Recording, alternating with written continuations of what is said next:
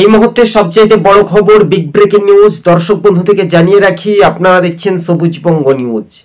উত্তর পূর্বে রাজ্যে ত্রিপুরাতে দেখা যেতে পারে সিপিআইএম এডিসি ভিলেজ নির্বাচনকে সামনে রেখেই কার্যত বিজেপি জোটের বিরুদ্ধেই টক্কর লড়াই দিতে চলেছে।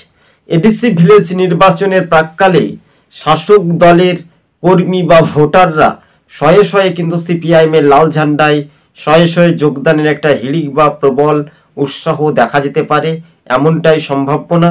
কেননা ঘরের ছেলে ঘরেই ফিরছে। তাহলে কি সিপিআইএম পুনরায় শক্তি বৃদ্ধি পেতে চলেছে?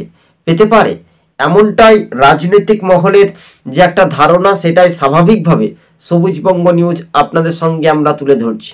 কেননা কার্যত আজকে যদি দেখি, সিপিআইএমের প্রাক্তন মুখ্যমন্ত্রী মানিক সরকার কার্যত এই রাজ্যের আইন শৃঙ্খলা পরিস্থিতি নিয়ে দাপটে সিপিআইএম নেতা, ধনপুরে তিনি প্রাক্তন বিধায়ক ছিলেন, কার্যত এবার রাজ্যের শাসক দলকে তীব্র কটাক্ষ করেছেন।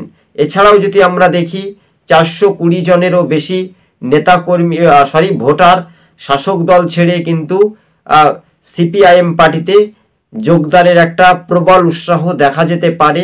2025-এর নতুন বছরের শুরুতেই বামেদের গোপনে কিন্তু যোগাযোগ রাখছে বিজেপির সমর্থকরা। তারা একসময় সিপিআইএম পার্টি করত বলে এমনটাই জল্পনা তুঙ্গে রীতিমতো দেখা যাচ্ছে দর্শক বন্ধুগণ।